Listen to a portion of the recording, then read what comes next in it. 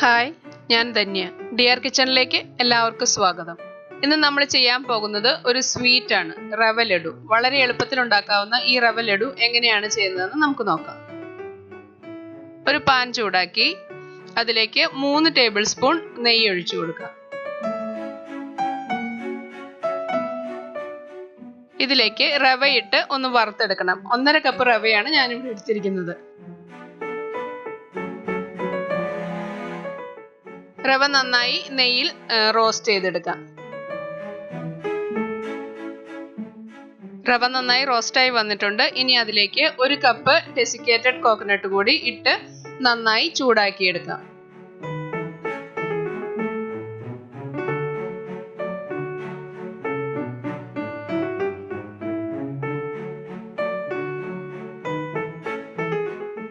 ഇനി ഇതൊരു സൈഡിലേക്ക് മാറ്റി വെക്കാം. മറ്റൊരു പാൻ ചൂടാക്കി 1 ടീസ്പൂൺ നെയ്യ് ഒഴിച്ചു കൊടുത്ത് കാഷ്നട്ടും കിസ്മിസും വറുത്ത് കോരി മാറ്റാം.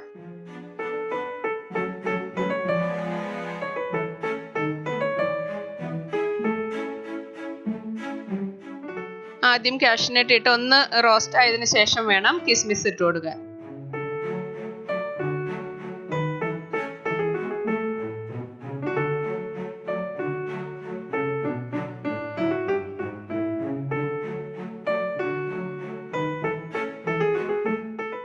ഇനി ഒരു പാനിലേക്ക് 1.5 കപ്പ് പാലാണ് എടുത്തിരിക്കുന്നത്. അത് ഒഴിച്ചു കൊടുക്കാം. 3 ഏലക്കായും അത് ചെറുതായി ഒന്ന് ചതച്ചിട്ട് ഇട്ട് കൊടുക്കാം. പാല് തിളച്ചു വരുമ്പോൾ അതിലേക്ക് 3/4 കപ്പ് പഞ്ചസാര ഇട്ട് കൊടുക്കാം.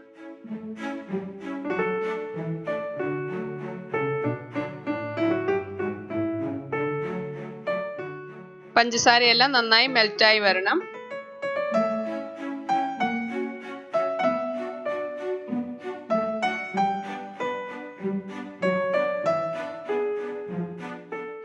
പഞ്ചസാരയെല്ലാം നന്നായി മെൽറ്റ് ആയിട്ടുണ്ട്. ഇനി അതിൽ നിന്നും ഏലക്ക എടുത്ത് മാറ്റാം. ഒരു നുള്ള് ഉപ്പ് മധുരം ഒന്ന് ബാലൻസ് ചെയ്യുന്നതിനായിട്ട് ചേർത്ത് കൊടുക്കാം. ഇനി ആദ്യം മാറ്റി വെച്ച റവയുടെ കൂട്ട് ഇതിലേക്ക് ഇട്ട് കൊടുത്ത് നന്നായി മിക്സ് ചെയ്യാം.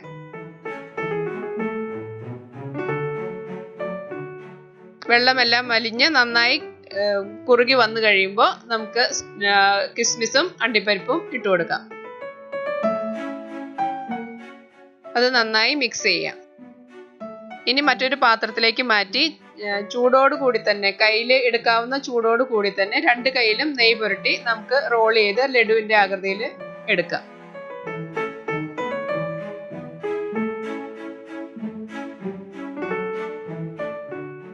ഇനി ഇത് ഡെസിക്കേറ്റഡ് കോക്കനട്ടിൽ ഒന്ന് റോൾ ചെയ്തെടുക്കാം. നമ്മുടെ ടേസ്റ്റി ആയ റവ ലഡു ഇവിടെ റെഡി ആയിട്ടുണ്ട്. വളരെ എളുപ്പത്തിൽ നമുക്കൊരു സ്വീറ്റ് കഴിക്കണമെന്ന് തോന്നുമ്പോൾ പെട്ടെന്ന് ഉണ്ടാക്കാൻ പറ്റുന്ന ഒന്നാണ് ഈ ലഡു. Thank you. അടുത്ത റെസിപ്പിയിലൂടെ വീണ്ടും കാണാം.